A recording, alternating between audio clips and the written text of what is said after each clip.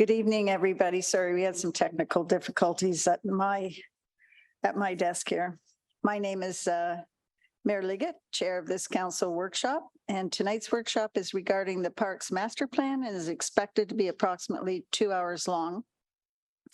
As the meeting is a council workshop, we will not receive public delegations, and council will only pass motions to receive information, and if required, council may provide direction to staff related to the topic before us. So it is now my pleasure to introduce council. Councillor Reid, Councillor Kimpson, Councillor Devine sent his regrets, Councillor Earnshaw, Councillor Roberts, Councillor Hamilton, Councillor Cooper, and Councillor Ermetta also sent his regrets. As a reminder, if anybody has a pecuniary interest, now is the time to state that. Does anybody have a declaration of pecuniary interest? Okay, seeing none. So let's get started tonight. We are joined by Paul Wilms, Sustainability Planner of Operations, Chris Zeminski, Manager of Parks and Recreation Operations, Mike Hauser, Director of Operations, as well as by our consultant, Nicole Bouglé. And if you want to correct me on that, please, that's good, perfect. Oh, wow. And that's a good start. And she is our engagement specialist. So welcome and please begin. Whoever is up first.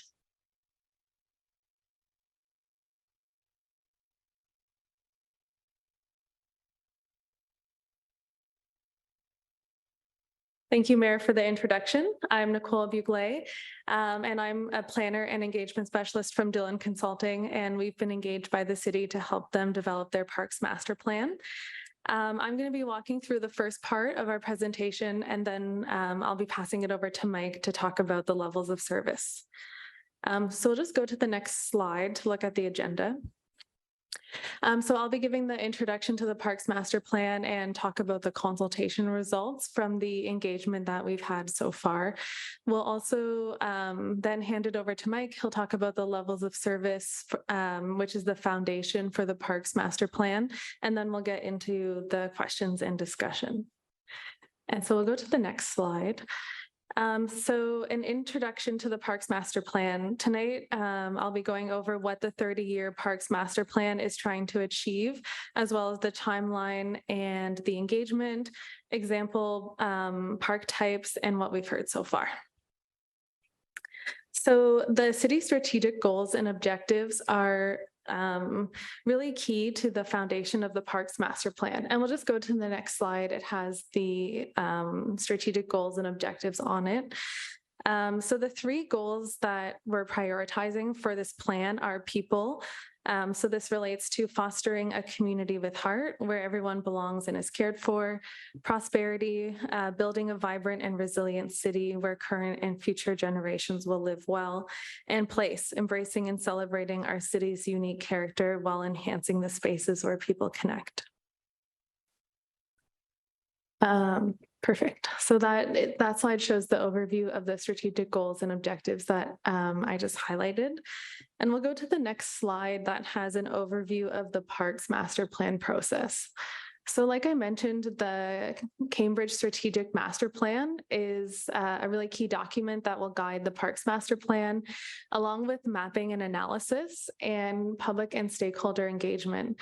So those items will feed into the levels of service, which will get council approval.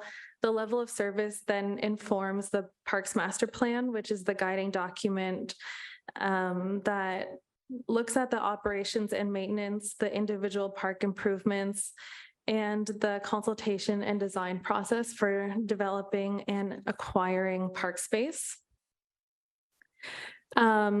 And that Parks Master Plan will also get council approval. It then goes to capital and operating budgets, which then filters through to the real on-the-ground implications of the plan through parks operations and maintenance, park improvements, and park policy, the official plan.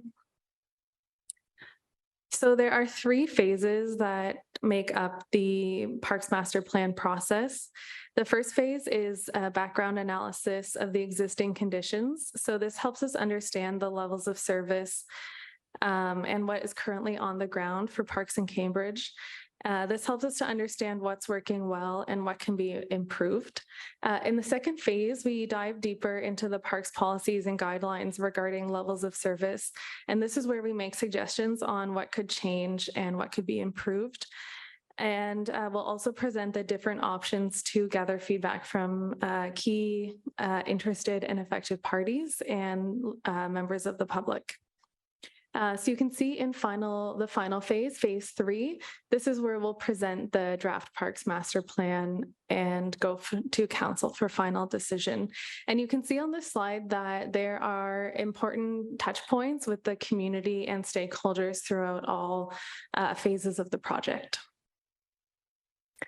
So on the next slide, I'll talk about some of what you see on the ground in Cambridge today. So just a little asterisk here is that we're working on some of our mapping currently in the project. So these numbers are subject to change, but I think there's a lot to be proud of here. Cambridge has 165 parks and growing. And 165 properties that include 1 citywide park, 17 community parks, 53 neighborhood parks, 2 outdoor recreation facilities, 1 privately owned public space, 8 parkettes, 9 urban squares, 8 trailheads, and 66 natural areas. And this totals to more than 500 hectares of parkland. It's important to note that only 131 hectares of that is considered developed, and they are natural. There's also a number of trails and within that parkland and additional trails along roads, storm ponds, and walkways. So we'll dive deeper into what those different definitions of community parks mean and show you some examples of what that looks like in Cambridge as well. So the purpose on the next slide here of the Parks Master Plan is to document the goals and strategies that will shape and guide the delivery of an integrated park service plan for the next 30 years. So like I mentioned, Cambridge has over 100 parks, and parkland is a significant part of the city's managed assets. The citywide park strategy is a framework for decision-making regarding parks for the year ahead, and it will serve to update policies related to levels of service targets, parkland acquisition, park classification, the development and usage of parks, and will help inform capital budget allocation for the years to come. The Parks Master Plan will also include updated mapping of parks within the city, information regarding asset management, adaptations for growth, as well as future budgets and operation standards. And it's really important through this process that we define the levels of service for parks. This indicates a public commitment to a measurable level. It includes things such as walking distance, number of garbage receptacles, and amount of people a park can service in a neighborhood, as well as other key features such as splash pads and playgrounds.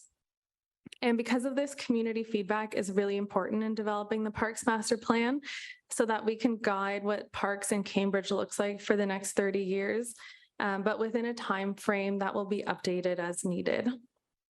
So we understand that the Parks Master Plan and the Recreation Parks Master Plan are very similar. So we just wanted to highlight a few of the difference here. The Parks Master Plan is a plan for parkland, the levels of service for all parkland, and all amenities within them for the near and long term. Whereas the Recreation Master Plan involves the planning, development, and management of recreation facilities owned and operated by the city. So like I mentioned earlier, we'll walk through the different park classification types. And there are a number of them, so apologies in advance if this is a little long, but it just goes to show the important diversity of parks that you have in your city. So the largest park type is a city park. These are very large, so 30 hectares or more.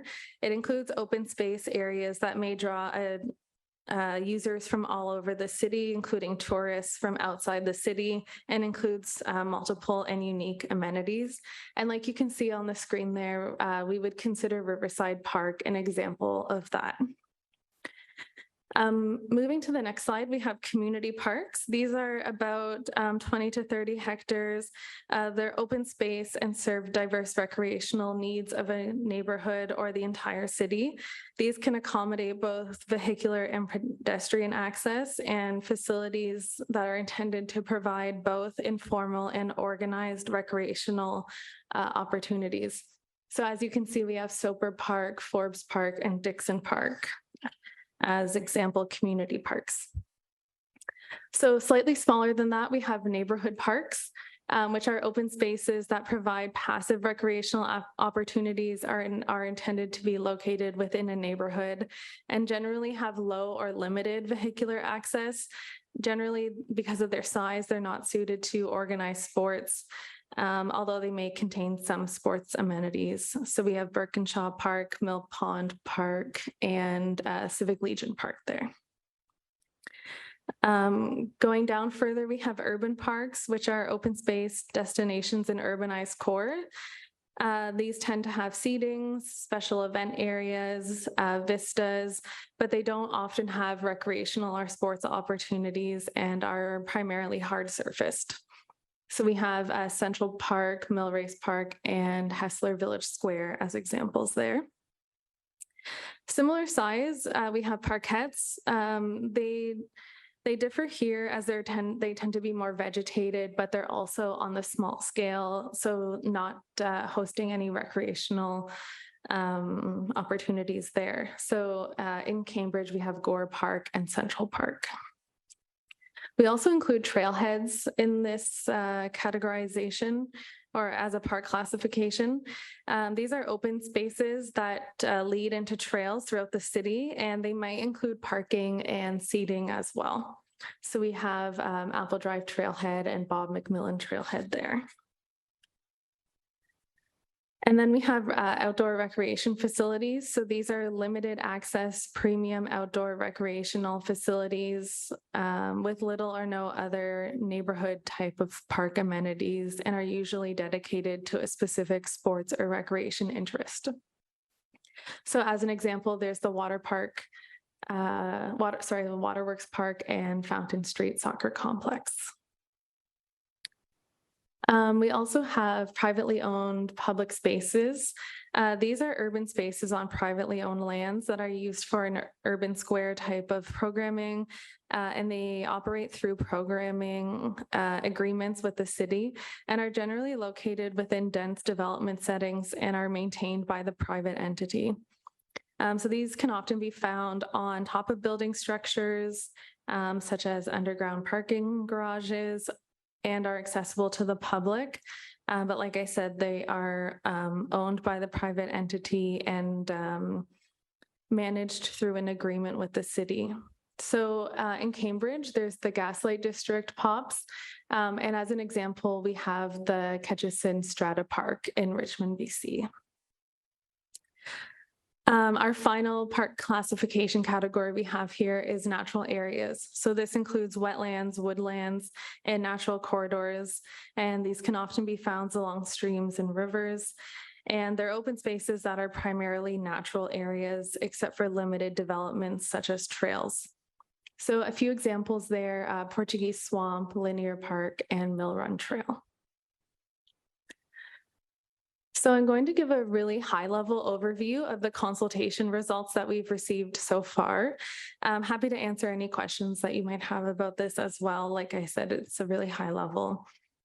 So we launched our first public survey earlier this year.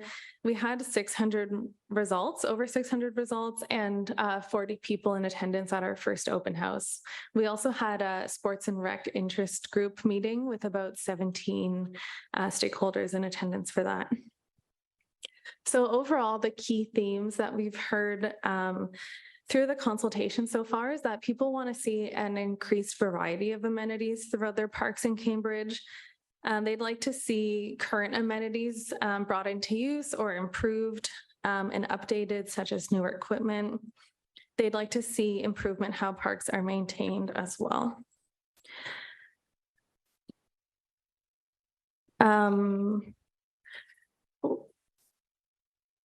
Yes, there's also a desire to see more passive amenities within existing parks, such as pathways, seating, shade, and open spaces. That one was a really key point that we heard throughout.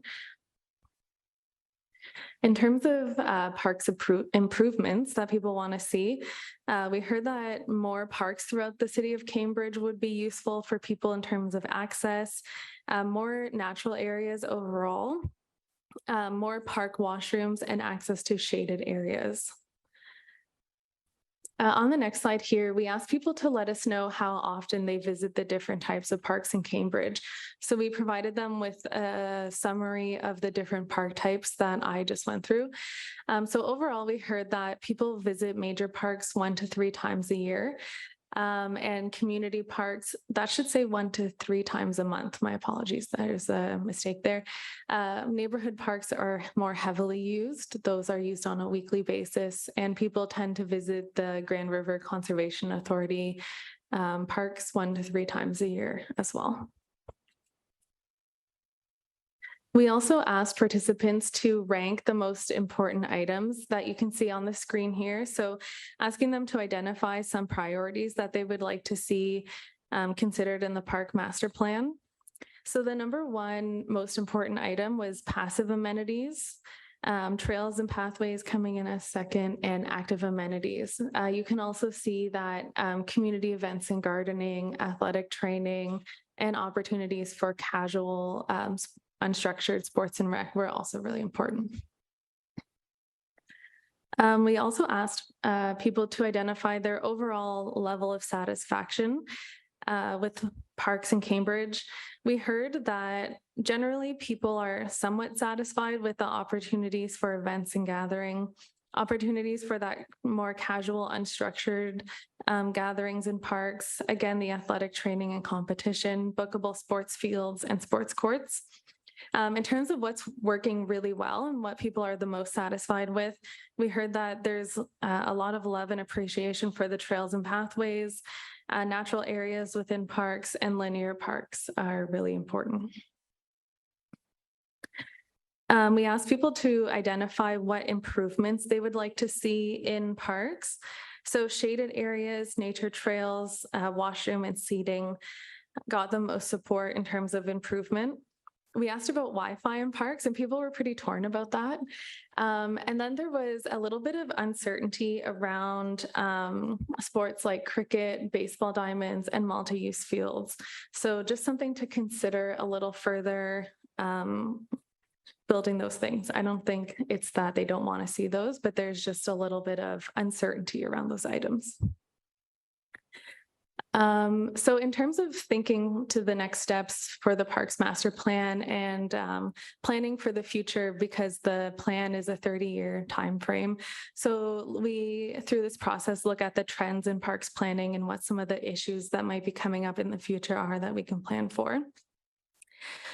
So we know that parks are really important to our communities, and that providing inclusive spaces that provide opportunities for all ages, abilities, and cultures is really important. That we have to consider park design adaptations for climate change, and that the role of parks beyond a traditional park use is maybe not going to be so popular in the future, and that we should plan for things like technology, learning opportunities, and cultural experiences. So more evolving the use of parks as our users evolve and change too. We also heard that non-programmed facilities are really important. And so things like splash pads, creative play structures, adult fitness equipment, trails, leash-free areas, community gardens, and spaces for gathering will also be an important part of the Parks Master Plan. We also have to consider things like population growth and demographic changes, intensification, and the need for different types of parks and open spaces with the changing built form. There's also a higher participation in outdoor activities, which is driving the need for things like washroom benches, shades, and water stations. There's also the opportunity to redevelop existing parks to include the demand for more and different amenities, and also looking at acquiring land to develop new parks land in the city. So from here, I'll hand it over to Mike to walk us through the levels of service. Thank you.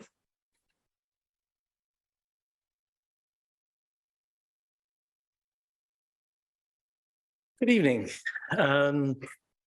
Thank you for this workshop here. And once the screen comes back on, I'll be able to start speaking to some of those slides.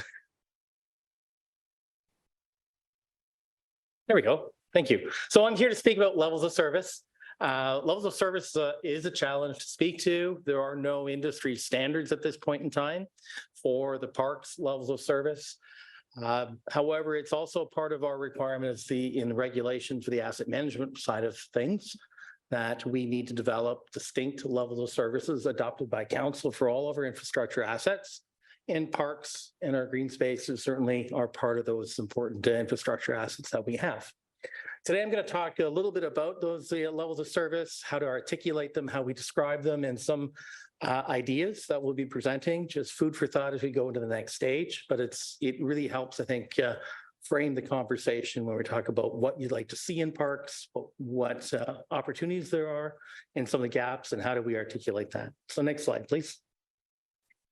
There are different flavors or types of levels of service. The few of them are listed here. So land use planning. So in terms of what kind of lands and where throughout the city and how much of that land is allocated to park and green spaces. The kinds of things that are in those parks, passive amenities, a whole list of items there.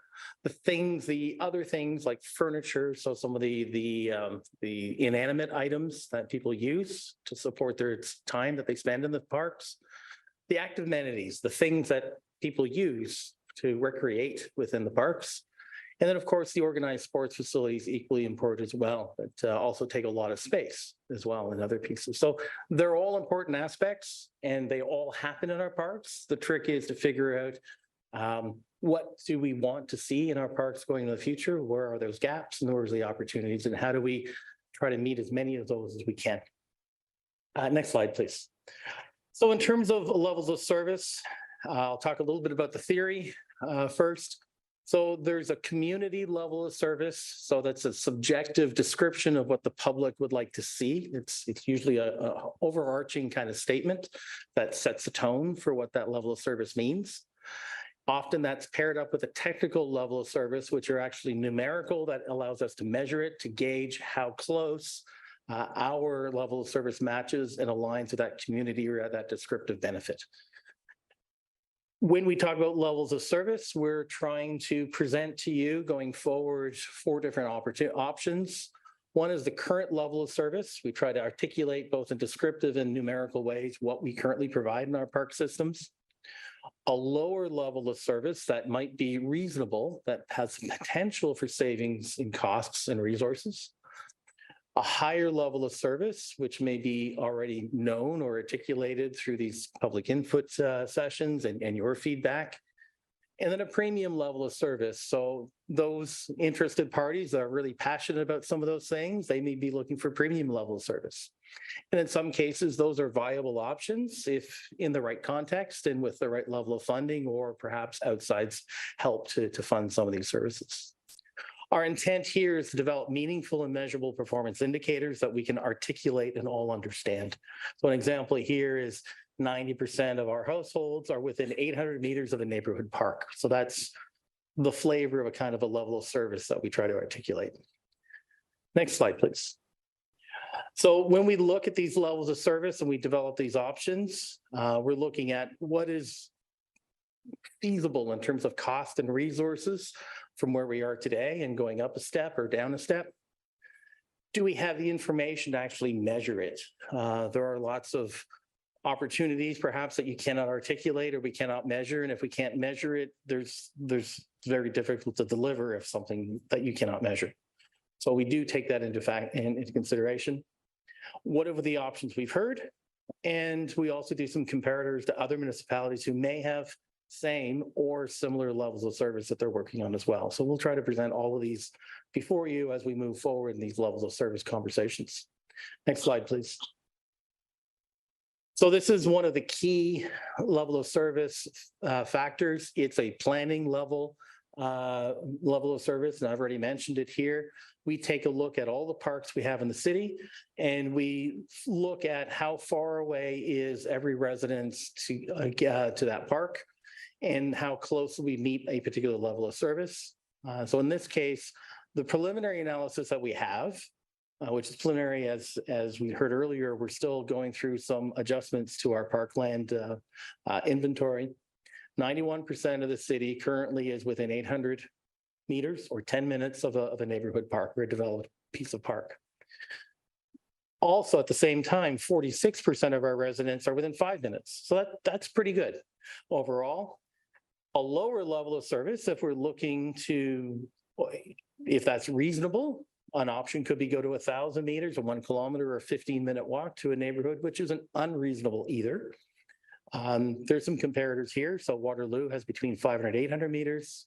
Kitchener has the highest level of service standards of 500. Burlington and Oakville both have 800. So this gives you some ideas of what we'll be presenting to you as council later on in these phases. But we wanted to introduce these concepts to you early in this stage to help frame some of the conversations. Next slide, please. Another example is how much space, how much parkland is reasonable for our population. So at this point, we have approximately 9 square meters per person. So basically 1,000 people within our residence, we would have a soccer field available for 1,000 people, for each 1,000 people in the city. A higher level of service might be 15 square meters per person, and a premium might be considered 20 square meters per person. A lower level of service, which is actually represented by Bill 23 in the province, suggests that 5 square meters per person is what they are supporting. So this helps you put into context what we have, what we could have, and what we may end up with. So next slide, please. A little bit wordy here, but I'll try to summarize that here. One of the challenges is that many municipalities look at these things in similar contexts, but different inputs. So a park often has comprised of natural spaces, so slope land, environmentally sensitive lands, ponds, creek valleys, things like that. And then they also have areas, flat lands, where you've got splash pads and playgrounds and things like that. The difficulty is not all municipalities use the same measuring sticks. So we're trying to normalize that and be clear on what we're presenting. Our levels of service in terms of square meters per person and walking distances will be focused on developed lands. So what we mean developed parkland would be areas that are mowed within a park with trees that have play structures or trails that have actual amenities. We will not be using the natural spaces as that walking distance. Just a quick note on Bill 23. Bill 23, as noted earlier, their level of service expectations in terms of development charge contributions is approximately half of well, a little less than half of what we currently have today. Next slide, please. Another good example here, off-leash dog parks. We hear a lot about that. We know there's quite a bit of demand for this. Our current level of service is we have 1 dog park in the city of Cambridge. It is on average a 20-minute drive to get there. It's a little over ½ acre and it's a fenced area with an industrial park. A higher level service would be having 3 to 5 parks, so within 10-minute drive. And a premium level of service would be within 10-minute walking distance. So if we went to that level, that would mean we would have approximately 30 to 40 parks in residential areas, consuming between 30 and 50% of neighborhood parks. So there's some really tough decisions here. I know everyone would like to walk to a neighborhood park and have their dog have a leash-free exercise. If that's what we want to support, that's great.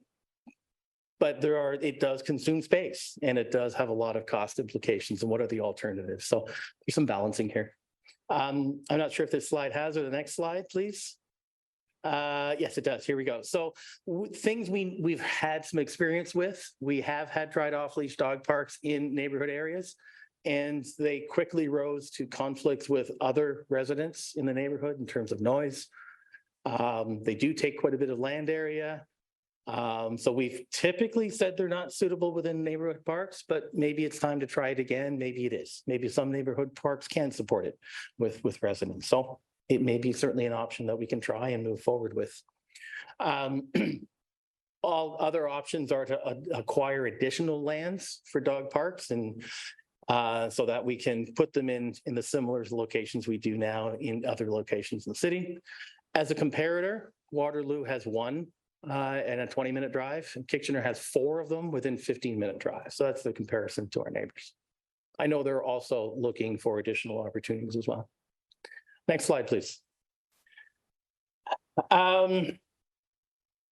So just some options here. When we talk about the levels of service, as noted earlier, we will look at providing you the options of what, or try to put into context what we currently provide, opportunities where we can potentially save in terms of funding and resources so that we can fund other things that are more desirable or more of a demand.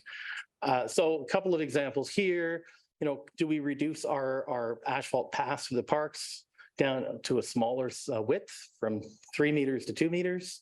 Do we reduce the parkland available for our residents? Some of the public tennis courts, do we do less of those and more of the more premium ones that are scheduled through clubs? So lots of options available on the table. Next slide, please. Other opportunities here that we'll certainly be presenting, and I'm sure I know there's already been some examples that have come up. We currently do offer memorial trees and benches. Perhaps we can look at that, and there may be some more opportunities to fund some more of the amenities or something similar. There are opportunities for partnership. I know we've engaged with Jumpstart, and that's a great example of where some external funding has helped us put together a specific amenity. Perhaps there are other opportunities out there like that. Sponsorships, we do have a sponsorship policy now, which we certainly can leverage more than we have to date. And looking, and maybe we identify specific opportunities and invite and solicit sponsorship on those specific opportunities. Next slide. Accessibility is a common need that we have out there. And as we evolve, we look at adding accessibility to all of our locations. And that really is, to what degree do we focus on the accessibility component? How do we balance that throughout the city? Some of the options in terms of the structures themselves, the different play value for different accessibility needs, and then also getting to play structures or other amenities within the parks, whether that's a combination of changes to our parking areas, to the pathways, access to washrooms, or even the existence of washrooms. Many of our neighborhood parks don't have accessible washrooms. They have portable units at most. So there's certainly some opportunities here to consider. And that's one of the key focus areas we want, is to try to find some level of service we can define for accessibility standards going forward in our parks. Next slide, please. The next steps is we are actively working on about 30 to 40 different levels of service that we will present to you, and then in the future, looking for your review, deliberation, and direction on what levels of service are the most important to you and which levels of service you'd like to see. We can then go back and take a look at what the costing and the implications and implementation of those changes are and over what time frame they can be achieved. And then that will help us frame the final master plan in next year. I think that's the last of my slides. Yes, it is.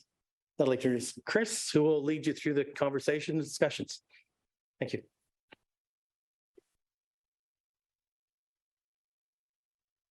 Good evening, everyone. I get the easy part. I have 2 slides. So if you could advance to that slide, please. So our next steps, of course, are going to be looking at finishing phase 1 of the consultations, which we're in the process through, but we still have to meet with the Home Builders Association, neighborhood associations, and move on to our survey number 2. There has been conversation of even adding a little to phase 1. Paul and Mike and I have talked about that because we feel we need to get more engagement. We were quite surprised by the numbers. I'd like to see a stronger engagement before we can say we've done a good job. So we are going to push for more. our draft plan, of course, coming together with a public meeting number 3, and then our council decision in the final phases on what council feels the master plan should be and how it will function for their needs in the future. Next slide. So this part of the session is all about giving you the opportunity to come forward with your concerns, questions.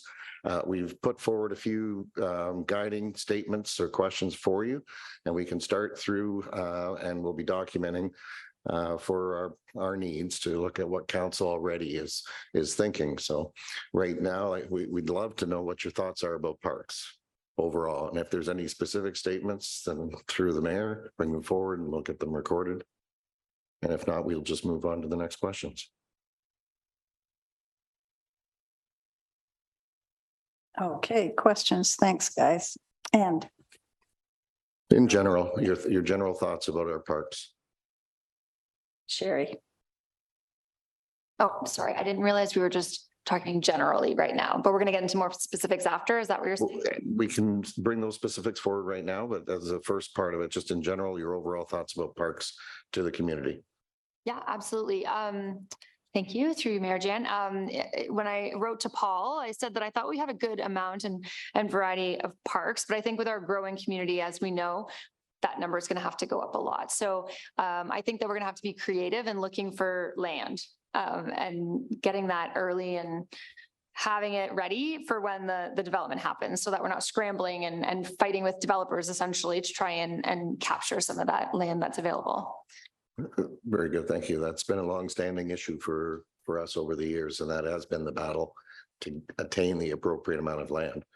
And it's something, and now that you've raised it, is very important for council to be prepared for, because it will be a very difficult hit to say, we want more and we want a greater service level, but we're going to need that land. And how do we fund? How do we prepare for it? Because that will be a big issue for us. Thanks, Sherry.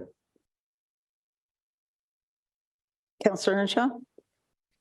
Thank you, Mayor Liggett, and through you to Chris. I'm struggling with some definitions perhaps you could help me with, just so that I have a better understanding. There were a number of definitions of different types of parks in the presentation that was made by Nicole. And then there was a comment during Mike's presentation that it's difficult to compare apples with apples because different communities don't use that nomenclature. So this nomenclature that's been presented to us with the various names and designations, is that something that's being adopted more broadly than here in Cambridge, or are we sort of on our own in that? That's my first question. Right, to that, I can say that it's a standard naming protocol. There are some changes that have been happening in the planning world. For example, Parkette. It's been noted by some that we now call them a pocket park. Okay. But the majority of the municipalities still use the same naming protocol and the appropriate sizing and spacing requirements for the type of amenity, the type of recreational use, and or just the general urban squares or public spaces. Okay. Two other questions, if I could, then on definitions.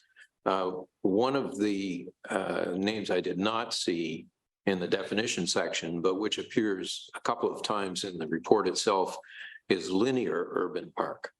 I think, of course, of the park in Preston, but is linear urban park another term of art, or is it just recognizing? It is somewhat ours, and the reason being predominantly more so is our geography. Cambridge being located on the rivers, having properties that are long linear corridors with no formal space for physical recreational programming. However, it does offer moderate recreational use, whether it be a trail or rollerblading or whatever. So we've had to incorporate that because it doesn't really exist in many communities. Most communities don't have some of the great features that we have. So we had to make sure we noted them. Last question, if I may, Mayor Liggett. Circuit pathway, that wasn't a term that I was familiar with. Could you describe that? I sure can. So this is an evolution of cultural shift and change in a community. And we're finding that there's a high demand now to use our public spaces in a different manner than we're used to.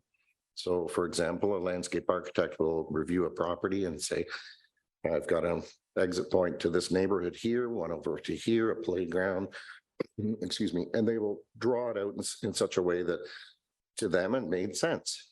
And it has for a long time.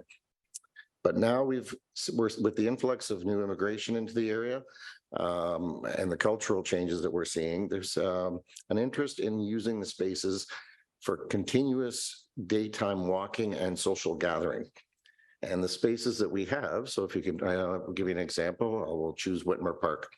Whitmer Park has a pathway that comes off the street in and around the playground and back out to the street. But it has a strip of green space in the back, which was originally planned to function differently, but the decision was made not to head that way. And this area is being used quite heavily by the residents that spend their whole day. They socialize all day, they stay there, and they walk the perimeters of the property. And basically, it's leading us to a new type of thought we're going to have to think about because of the number of changes and individuals that are coming to Cambridge. We may have to look in locations to look at a circuit park or path system. We've had another request in another location, a brand new park installed, well, basically a year and a half ago. It's still under some minor tweaking right now, but already the neighborhood is clearly identifying through with us not having been told when you can see the footpaths forming along the perimeter of the property.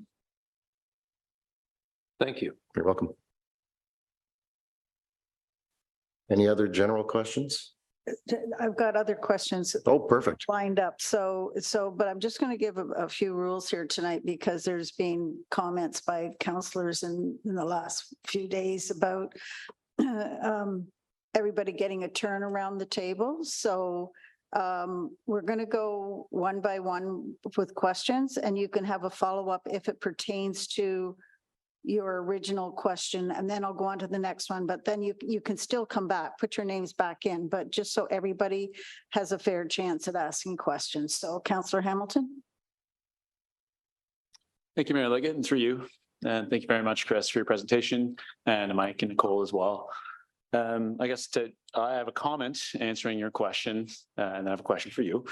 The comment would be, what are the parks doing well? What are your thoughts on parks? I think there are excellent connections between parks. Frequently, if you're running on a trail or you're biking, you'll find yourself at one park, you continue onwards, you find yourself at another before you know it. So the connections I find are very good. I can only speak for, I guess, my own constituents, but in my ward, which is Ward 7, I frequently have emails about garbage collection and litter in parks. So that is one concern that I would have. And another, and it's kind of a double-edged sword because some of the parks I think we have in the facility, in the city have excellent amenities. You could say they're kind of, stacked, to put it in air quotes, and other parks are not so. Yeah. And so my question has to do with, you're mentioning there's 9 square meters per person on average for kind of park space. And we look at increasing the amount of amenities in high growth areas and areas of intensification. And I know there are a few parks in my ward which is experiencing lots of intensification where those amenities might not be keeping up with the amount of homes that are going in. So what is that calculus that has to do with amenity space and density? And how is that figured out? How long does it take to alter those parks? It would take quite some time. There'll be the planning division that would have to be involved in the processes. Obviously, the Southeast Galt area already, from what I'm seeing, is going to be a concerning area. Developers have been handing over a lot of natural buffer land, areas that aren't overly developable. Some aren't connected. Our Southeast Recreation Complex area is taking up a lot more space than anticipated, but we will be able to incorporate a fair amount of amenities within the space around the building face. So it will become a fairly busy location. I do worry that it may not be enough. I also have noted, and perhaps for all of council to keep this in mind, as we celebrate our 50th anniversary, we're also living a 50-year problem. Our problem is our communities were built per the towns that they were serving originally. So every area had their focal mainstay and their plan for a well-developed park. So now what we're seeing is, for example, I'll take Galt, East Galt, or Galt in general. West Galt had Victoria, we had Lincoln, Churchill evolved eventually. And those three were the main focal areas of a park community for Galt. And smaller communities had less, but the smaller ones started to grow faster as we were growing overall. Land wasn't acquired or given appropriately. And now we're running into the problems in the north quite heavily, especially since the north has drawn a large amount of commuting interests. So it has intensified for our needs because we're now seeing what used to be established families leaving, now younger families coming in. And of course, we're running out of spaces. In the Southeast Galt area, there are opportunities. One of the things the master plan will be addressing is a process to follow through afterward and review all opportunities immediately and start banging off. This piece of land might be valuable. We need to determine this now and start the process. If it comes available, how do we get it? We already have a few. Mike and I have gone through a number of them with Paul. We're forming a fairly long list that probably will take you forever to review in the next year or so. Great. Thank you, Chris. You're welcome. Councillor Timpson. Thank you very much for you to Chris. You had mentioned about wanting to improve the engagement with community members. I was at the first information center at the Preston Auditorium. And certainly the people who were there enjoyed it and were very engaged, but it wasn't a large number. Is there any opportunity to actually bring some sort of engagement to the people while they are at the parks? And you had mentioned people who go to the park and they spend the day there. And I know I've certainly witnessed a number of different groups, especially people that are newer to our community as well, who they come and they have their entire families, and it's just a really great group. It'd be wonderful if there's a way that we could go out to them and maybe conduct some small informal focus groups with them at that point. I know that was a discussion that was had in the beginnings of the RFPs going forward in the call for consultants. Now, at this point, Nicole, I believe there was planned for 1 or 2 event engagements. Yes, we do have some plans. You're testing my memory here, but for sure we'll be out for Canada Day weekend at the events there. Paul, can you remind me which event that is specifically? Or sorry, which park? Riverside. Oh, at Riverside. Thank you. So we will engage with a large event or 2. We also are in the process of posting signage in the parks now. We're just in the interim phases of getting the signs made. They will go out and we will call for a second round of engagement using Engage Cambridge once more, most likely to stay within the realm of the first questions that were asked so that we can get the same flow of information overall about parks. We don't want anything different. So we'll be asking the same questions, just pushing for more people to answer them. And follow up, if I may, will any of that be offered in any languages other than English? I believe it should be available. It hasn't been made available at present, but if needed, we could find a mechanism for that. Thank you. Councillor Cooper. Yes, thank you, Mayor John. Thanks for your presentation, Chris. I just wondered if you could expand on the challenges relating to Bill 23 that's coming up, specifically the part that states that it could, it's almost going to cut in half the amount of land in cash in lieu parkland dedication. Wonder if you can just kind of get our heads around that and how much teeth it has to possibly negatively affect our park plans. With not having the full understanding of the legislation yet, even the planners are struggling to wrap their heads around it. But it's quite clear that the province's desire is to take any available land and allow it to be built on for more homes. Understandable. However, at the same time, it's leaving developers in a position where those lands are so valuable for homes that the value to parks seems to have disappeared by government support. And there is quite a concern.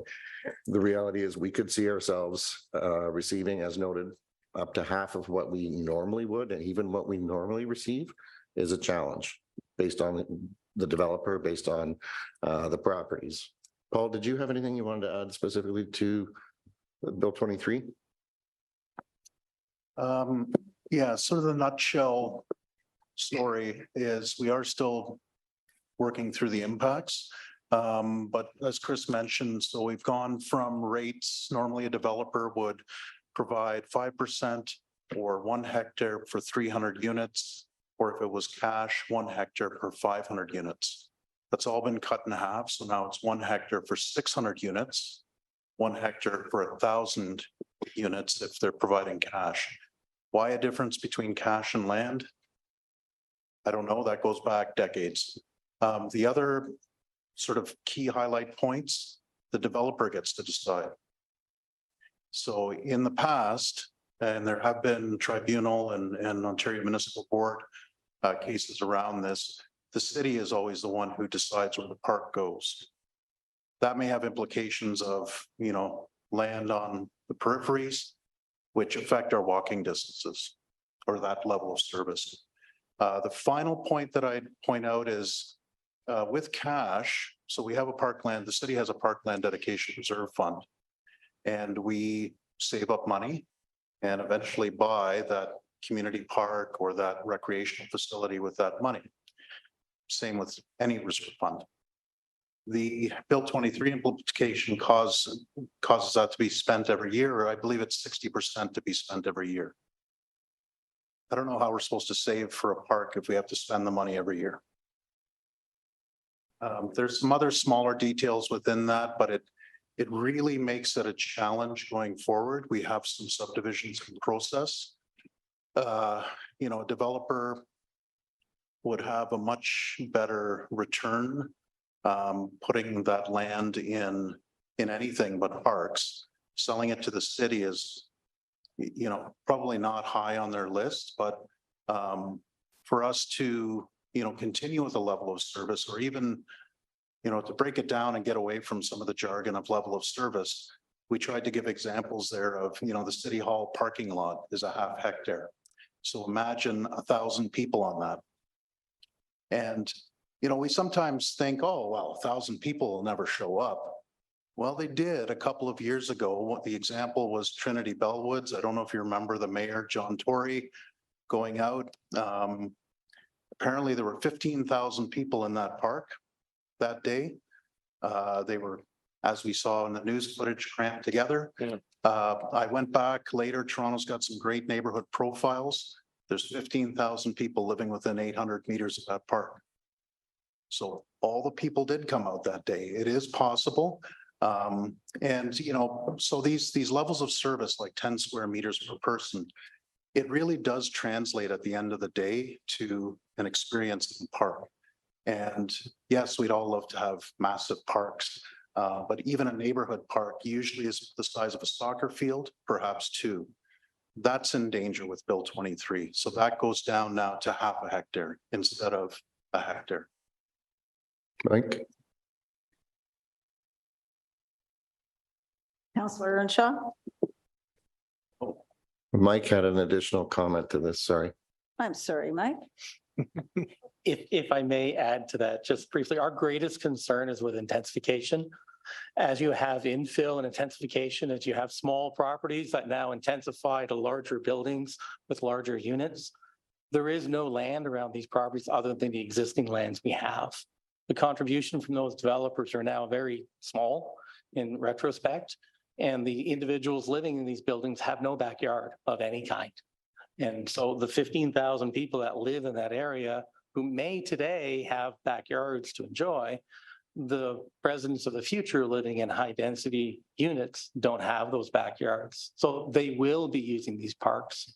So that's our greatest concern with the intensification. Not having sufficient land now is a challenge now, but will be a much larger challenge in the future. So it is very concerning to us. And perhaps I'll just add one little piece to Mike's comment as well. And it's sort of a historical piece just to keep in mind, as Cambridge, again, with its wonderful natural features, is in the river corridors. It does also suffer from another problem, and the lands in those areas are floodplain and have regulations and restrictions.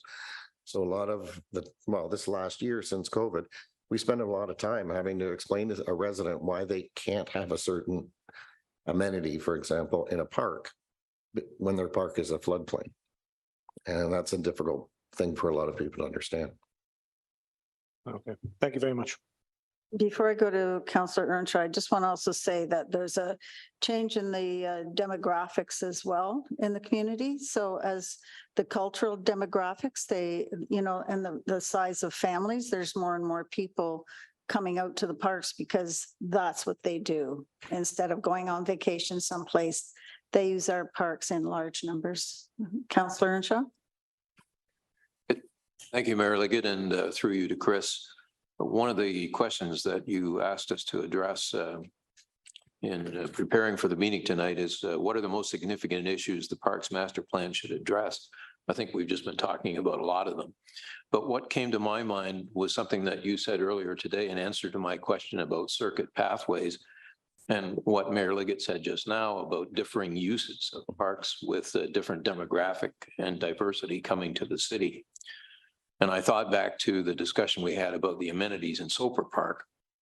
Councillor Reid suggested, and it was adopted by council, that there should be pickleball courts there.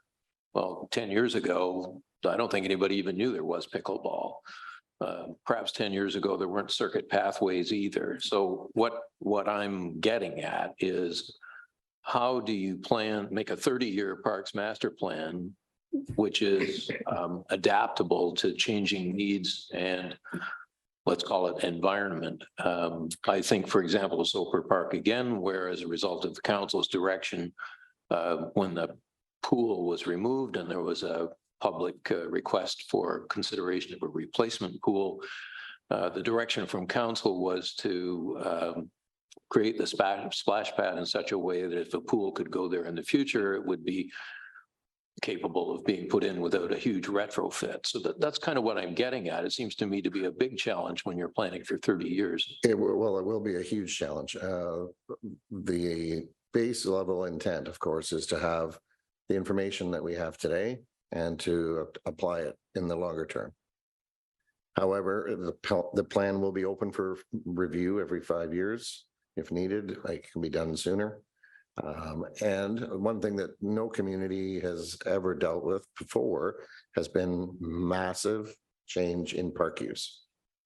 So prior to COVID, everything was a basic process. You had your established lands. Yes, you adapted to some cultural change. You adapted to some growth. But since COVID, the changes have been huge. And so it will be having to be more of a living document than it ever was. Excuse me. So the 30-year portion is to say, this is what we believe in as a community with what we know right now. And you'll be probably having to come back to the table in 5 years again and look at it and say, wow, a lot has changed. And now we've got to shift gears. The difficulty will be, we could never foresee how much land we'd need totally. We could never see the type of usage totally because things evolve. New interests come forward, new sports come out of the woodwork, as you noted, pickleball. When these things occur, it does create a ripple effect and it does put brakes on for a lot of things. And now we're into this competing interest problem. Competing interest for space, competing interest for type of sport, competing interest with various cultures. And it's causing some friction in the community. We know that. We're trying to find a way to mitigate it for the interim. The long term, I can't say that we will ever be getting even a 10-year plan that could keep us afloat long enough before more change. Thank you. Councillor Reid? Thank you, Mary. Well, you've touched on some of the things that concern me, but I wanted to just bring it forward in another sense to say that it's really important for mental health issues and that we have parks and that there are amenity spaces for people to play or to meet or to socialize or to do all of the things that keep our mental health in good check. So I didn't read anywhere throughout this, any discussion around mental health. And I just thought that it probably is an important issue for us to consider when we're looking at parks. Thank you. Yes, it is incorporated into our thought process. It's well known, parks are very, very important to our mental health, as much as they are to the environment, as much as they are for children and development of play, and then general recreation.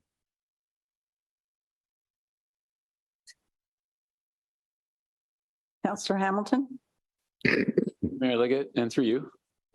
Chris, one of your questions up here is, what are you hearing from your constituents? And I'm guessing I'm not the only person that has been hearing questions about dog parks. I know I've been bugging Mike about this since I started for 2 years. And I was bugging Paul about it. And can you just give us a general update as to how the search for a potential dog park somewhere in Cambridge is going and what we can do to help expedite that? Okay, so we have been looking at available lands. Excuse me, that's not a question for the workshop. Oh, okay. Sure. Sorry, Paul, or sorry, Chris. No problem. Okay, so can you put it in another way to give direction potentially instead of a question? Sure. Okay. To bring it forward? Yeah, could I give direction to staff to bring forward at a future council meeting a report on dog parks, their Yes. status, where we can go from there? Yes. Okay. Is that Put it better?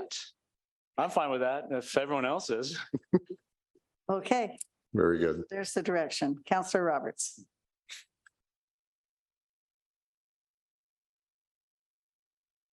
Thank you, Mayor Jan. Thanks, Chris. I just have another question. So something that I'm hearing a lot from my constituents is around safety in parks. And I know we had connected a little while back about Willard Park, and there's quite a few safety concerns happening there. So I'm just wondering how safety is being included in the Parks Master Plan going forward. What I can say is, looking back at the historical development of some of our parks, we long ago recognized the mistakes made in the past.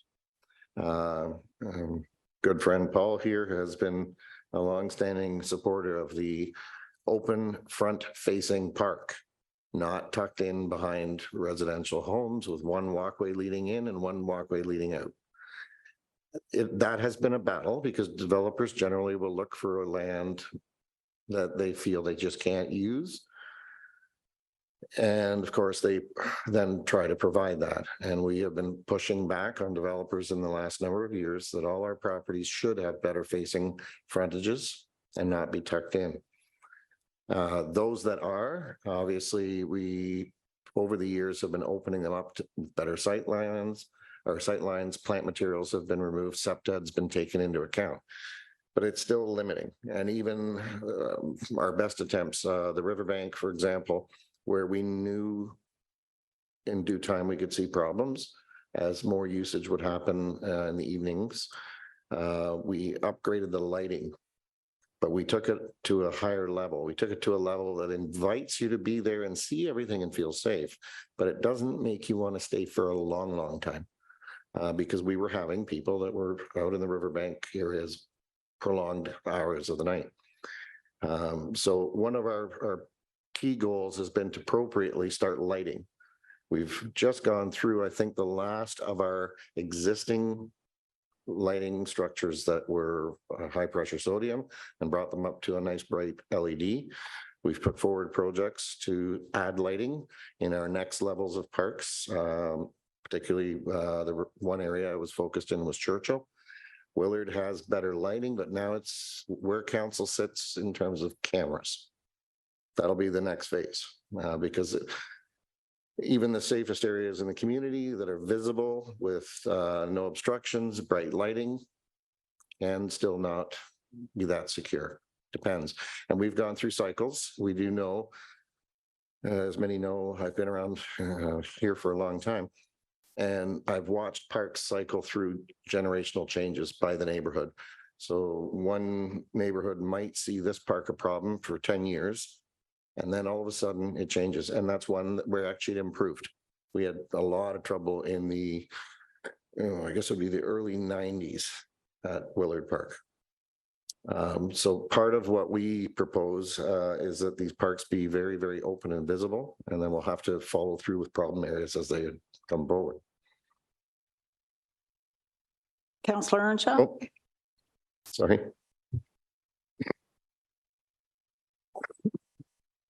Sorry to save my voice. Just to add to what Chris has said in terms of safety for the citizens, we do know that there's some challenges with vandalism at many of our locations, in particular washrooms, which is certainly not helping in terms of the safety of the public and our staff too. So that's certainly something we are hoping to bring forward through this Parks Master Plan in some context. We don't have any answers at this point, but there are some options to consider: lighting, open sight lines, those kinds of things. The numbers of staff we have on duty at any time. Right now, we don't have staff. We have very, very limited staff on duty in the evenings and the weekends. Like one is covering many, many parks. Should we have more staff that are roaming through these parks or stationed at parks that will give a sense of safety? Or do we need security, support from security, things like that? So those are things that we do need to speak to, and thank you for raising that. So just as a clarification for staff, the direction isn't to do an entirely new report on dog parks. It's to come out of the consultations as part of the report for the potential of future dog parks. So it's within the parameters of what you're doing already. Okay, Councillor Earnshaw. Thank you, Mayor Liggett, through you to Chris. I'm hearing you and other speakers talk about a lack of lands or available properties which might form parks. And I'm wondering about opportunities for partnership or other uses of lands. I think, for example, of school boards, which often have large spaces. I know that the library, for example, is partnered with the school and at least one location. I'm wondering, are there opportunities for partnership with school boards? I also wonder about, I mean, I know there are bicycle through trails up in Southeast Galt that wind their way through, I think they're stormwater management ponds. They're quite attractive, but they're not subject to development.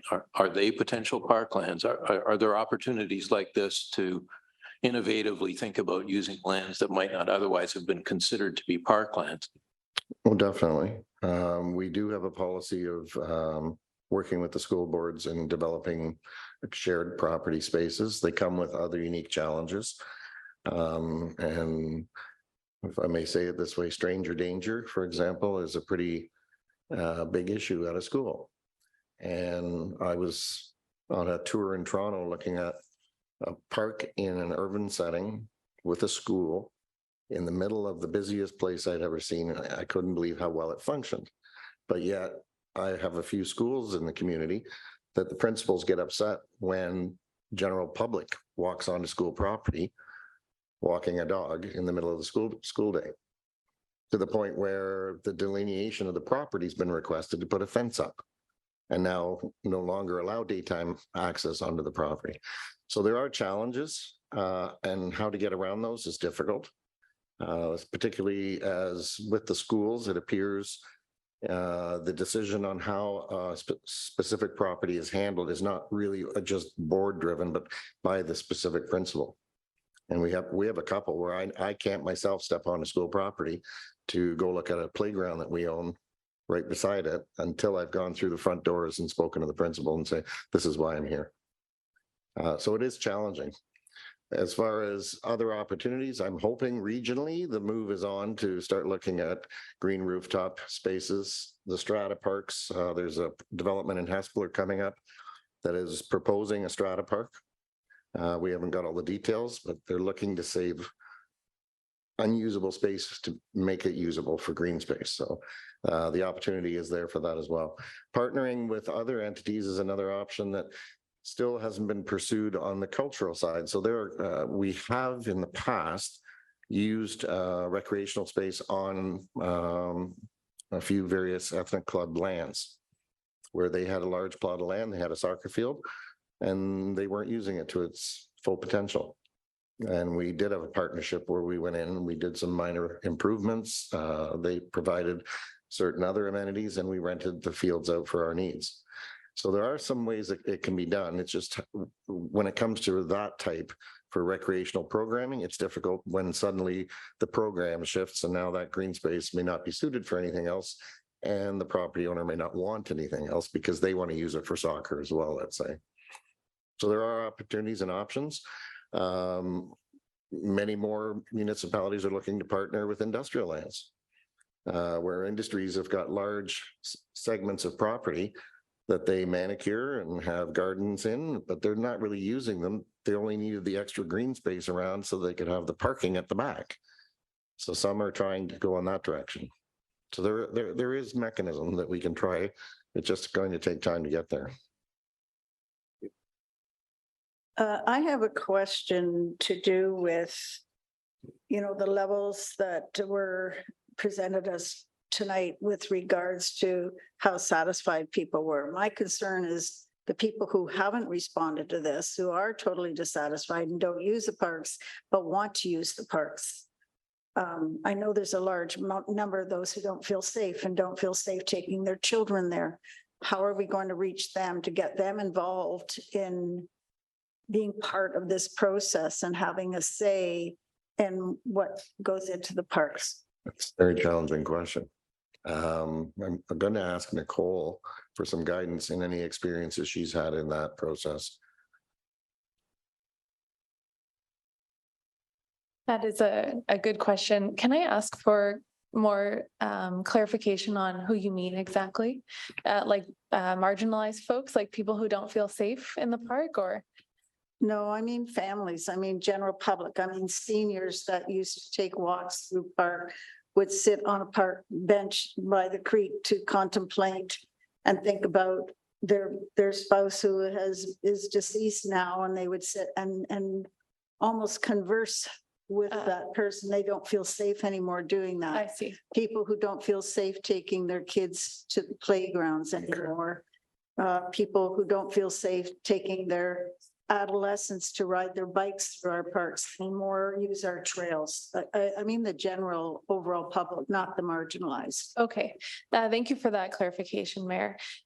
We are doing a number of outreach initiatives beyond the public engagement to meet with specific groups. So through our outreach efforts, we emailed a broad range of community groups throughout the city. So this included cultural groups, community groups, environmental groups, but we'll also be doing meetings with advisory committees. These are people that have their ear to the ground, that are members of communities that might be engaging with other seniors. We're also, I guess, people like seniors, families, different groups. We'll also be going out into parks to engage with people, and we're meeting as well with accessibility committee to determine how we can reach more people who aren't typically involved in the public meeting. So we'll be expanding our reach that way as well. So I'm thinking that the people that I see or hear from are not part of any of that. Okay. They don't have the time to be part of any of that. So, and they're a large portion. Are you asking targeted questions to do with safety or why people don't feel safe, so that we can drill down on this? We certainly can. We've been asking more general questions about what's working well and what's not working well. And certainly safety has come up a number of times. But I think we can be more specific in terms of our questions and how we can design parks to make people feel more safe. Certainly. Thank you. Okay, thanks. Appreciate that. Councillor Hamilton. Thank you, Mayor Liggett, and through you. And this is actually kind of a follow-up to your question. But Chris, I was wondering, earlier on, Paul said that the trick was balancing amenities between the parks. And that trick is typically decided by data, the data you receive. But where exactly does your data come from? How do you formulate it? How do you calculate it or work it out? So obviously the goal is to provide as much recreational space within a reasonable distance from every residence. But then there's also the type of recreational need.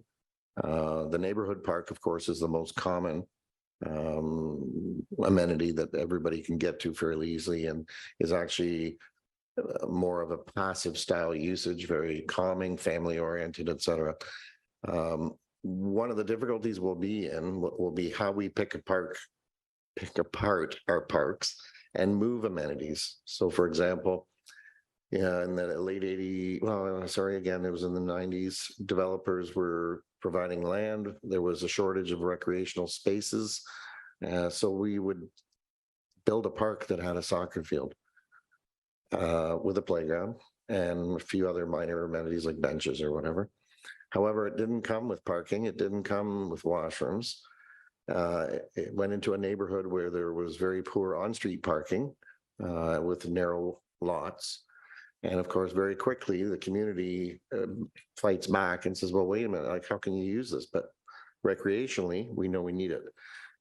So now it's a battle to say, where do we move these things to? How do we redraw the lines? One of the big things that council has supported is the Fountain Street Soccer Facility, which will be an immense help to at least bring things all into one area under soccer, but it's still not enough. Like realistically, our summer programs and outside interests outside of our Cambridge Youth Soccer are driving need for more space.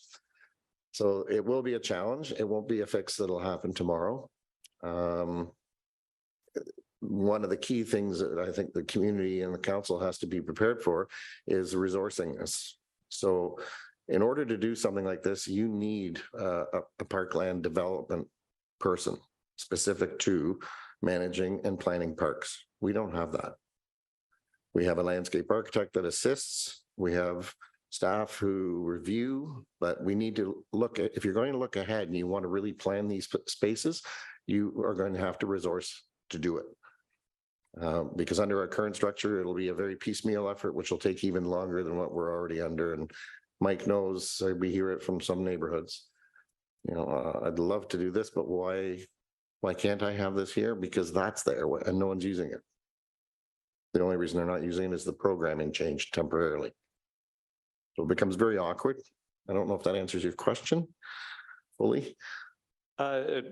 Yes and no. If I may have one quick follow-up, Mayor Liggett. Thank you. And just on that, would you say like your decision to put amenity here versus there, is that based on population demographics, public feedback, council, or?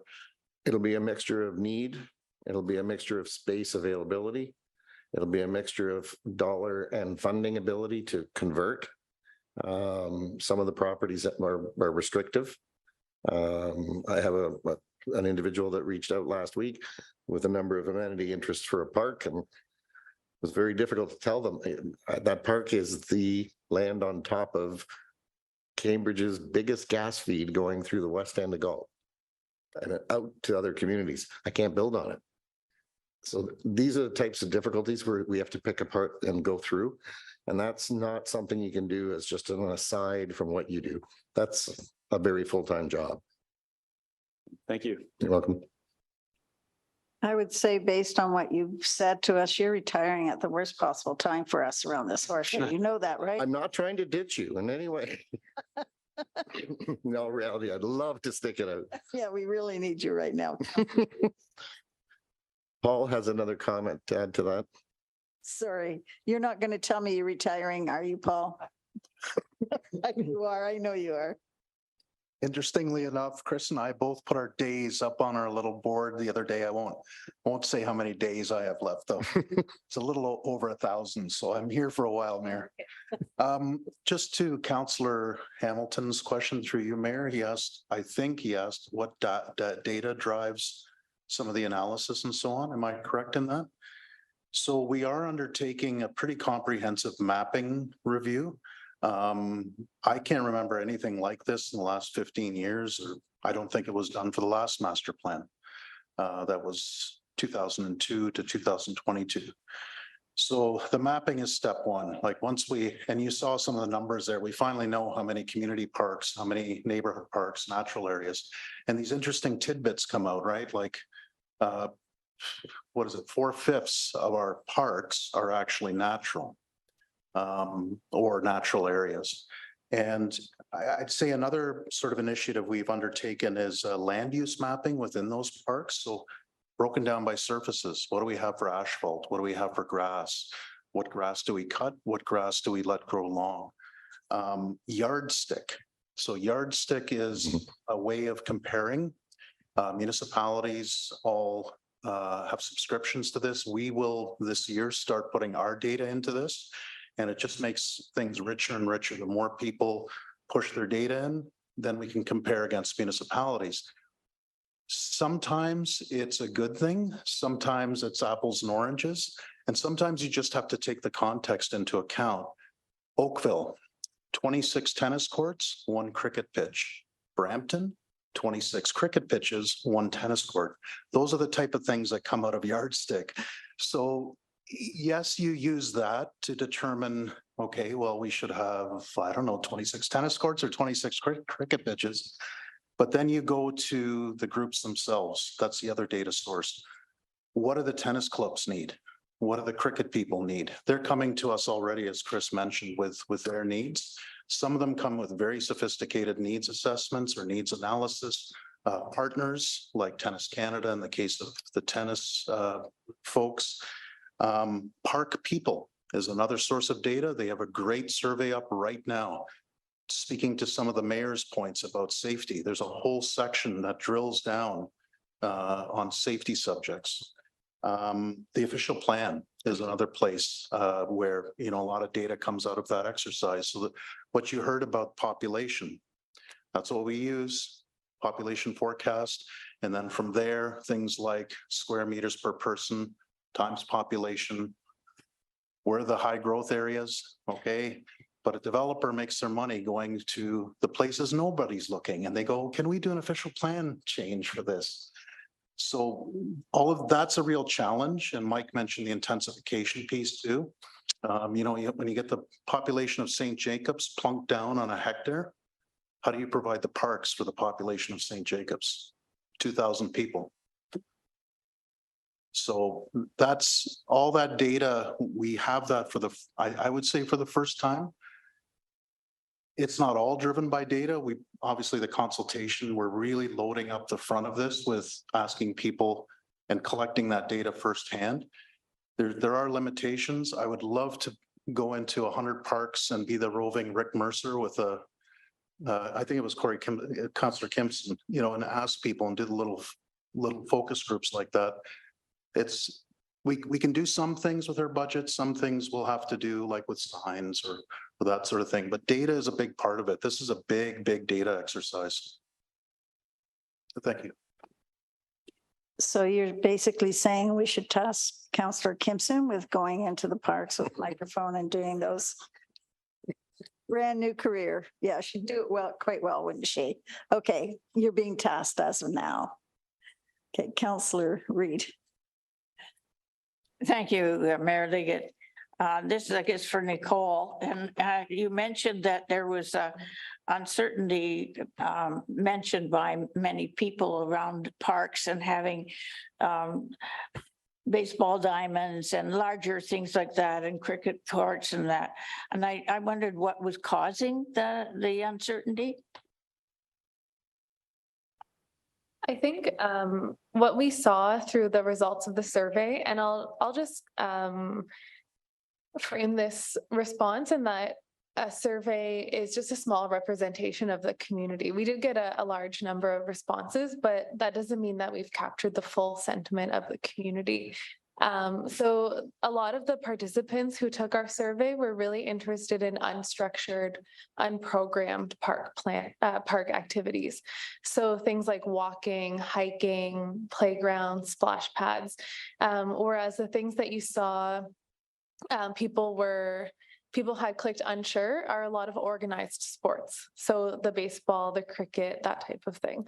So we certainly saw a trend in the people who took our surveys that unstructured, unprogrammed park activities were most highly desired. But like I said, it just a reflection of the survey participants themselves, not necessarily the broader community. So it's important to have those survey results within the context of the data that's being gathered, as well as the other conversations ongoing through the consultation. To follow up, could it be related to where the park is located? Certainly. Yeah, I think so. Councillor Earnshaw?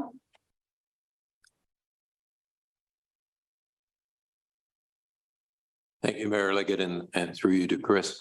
One of the questions you ask is, what are you hearing from your constituents? And one of the things I've heard from a number of parks, and Mike knows this because he and I have been in touch, and Grills Park comes to mind because that's one where this specific sort of thing came up, is that people enjoy the parks, they take pride in the parks, they take pride in their community, and the signage is deteriorated, dilapidated, faded, needs a coat of paint. And oftentimes that's the complaint I'm getting. Not that there's anything wrong with the park or the amenities or the location or how far it is, but couldn't they bring a can of paint and fix that sign? That sort of, I would say, minor maintenance issue. So operating, of course, has become difficult and maintaining as we've been growing. The demand for services has increased. Yet we haven't fully been able to catch up with the resource needs to provide all the services. And a lot of the green spaces that have come on in the last 10 years, prior to the last 2 years, that we didn't have check mechanisms to allow for resourcing. So land would be acquired, a property be developed. I would get a phone call, oh, don't forget you have to cut this park. Well, firstly, it was a shock. We didn't even know that it was coming.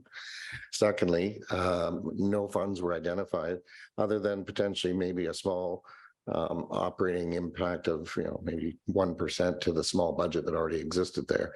So a lot of things over time have started to slide. We do have a replacement plan on signs. We're in the process of going through them and updating them to the newer standard sign we've been using. But as all good things, COVID came along and the price of those signs has almost doubled. So we're in a slow catch-up point. And I respect your concern. I've seen a few of them myself, and we're slowly moving them out. But some of them just can't be painted. They have to be rebuilt. And they were home built by a custom carpentry shop we used to have, which we no longer have.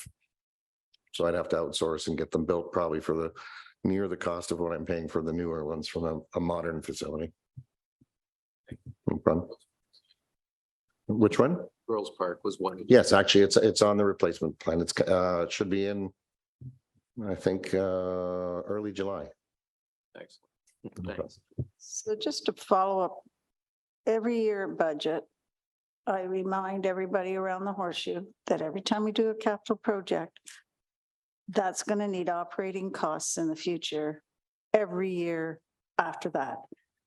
So we have to think about that all the time. We need the parks, but we keep putting money into trails too, which are not part of the parks that we're discussing here for sports and playgrounds and things like that. Right. So that's what you're talking about here tonight, is we're going to have to balance those needs of the community out for operation costs as well when we follow up with our decisions, right? Yes, of course. Mike's got an added point.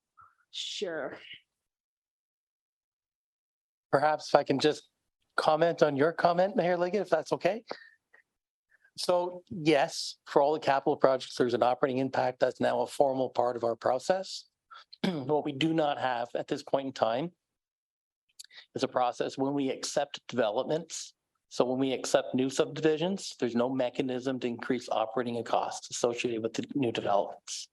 So when a new subdivision comes online and we have 6 kilometers of roads or a new park, there is no mechanism in place currently today to increase the operating budgets. So we are starting a new process where we're putting business cases in place over above the budgets to match up with these new subdivisions as they become online. So just to add to your comment there on capitals, there's 2 pieces. And So that's the that missing just piece. adds to the nightmare. And that was, Does. that has been Sorry, I the- asked. and that's been the chronic historic gap. We've accepted subdivision after subdivision over decades, and there wasn't resources added to those subdivisions. Thanks, Mike, I think. So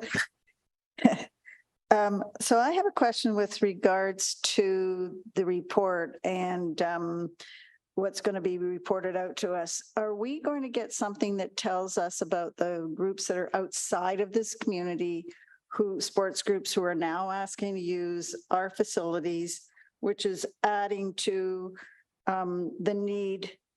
I'm thinking of cricket, for instance, or soccer, where we have groups coming from outside of Cambridge wanting to use our parks and our facilities. And some of them are for profit, real for profit, not, I don't mean just for expenses.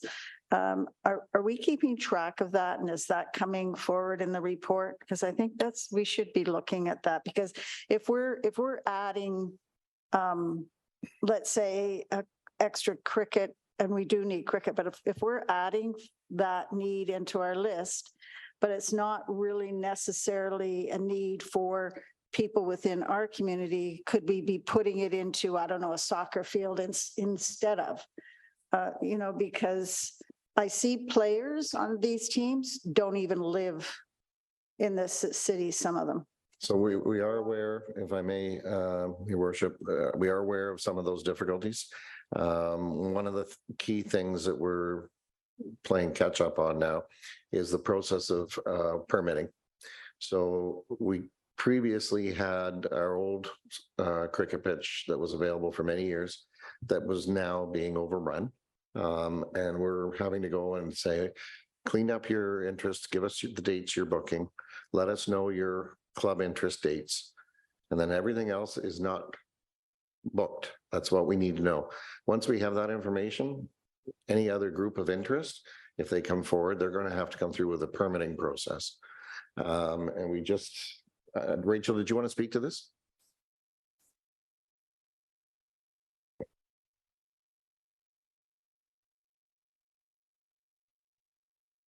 Hear the pain. Yeah. So through you, Madam Mayor, we really are addressing that through allocation.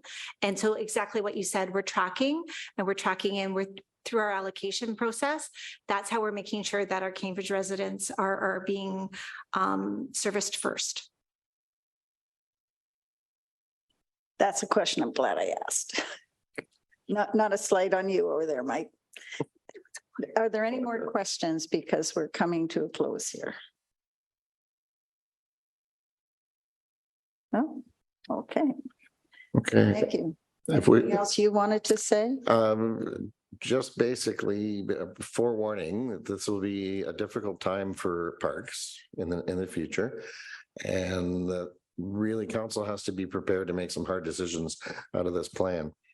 Without that, this community could become one of those communities that is known for not having the appropriate green spaces for its needs and the funding. So again, I'm walking out a door shortly, happily. However, at the same time, I want to advocate for what I've worked for all these years and to make sure that we don't end up where we did in the 80s and 90s. And that was the surprise property. Go cut it. You have no money. You have no equipment. Maintain it. That worked for a few years. But now with everything that's coming forward, we just won't be able to keep up. So it'll be a big challenge for council, a heck of a task, and I wish you well with it. And hopefully we can give you the right resources with this master plan. You're sticking around though, right? Like you're not leaving the city. I may eventually, yes. I'd like to get to a quieter living. As you know, it's a busy street where I live. Chris happens to be my neighbor, so he's not going anywhere. Thanks, Chris. You're welcome. Mike, thanks for all the hard work you're all doing. So we really appreciate it here. We appreciate this workshop. I want to thank the clerk's department for setting that up as well. And do feel free to reach out for any further questions beyond tonight. Thank you. Before I moved on to the next one, I was remiss in not announcing that we have a new person in the room tonight, and that's Anna Dukic, who is the final person to fulfill all of the staffing within our office. So thank you, Anna, for joining us during your first week and seeing how we work. And I hope you've learned a lot tonight that you can help us with.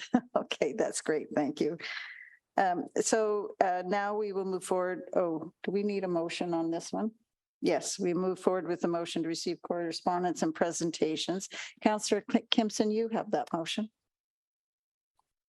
Thank you, Mayor Jan. Moved by myself and seconded by Councillor Hamilton. Recommendation that all presentations and correspondence from the May 29, 2023 council workshop be received.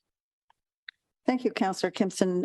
Now, does anybody have any final questions or comments regarding the? Okay, seeing none, I'll ask clerk to call for the vote. And starting voting.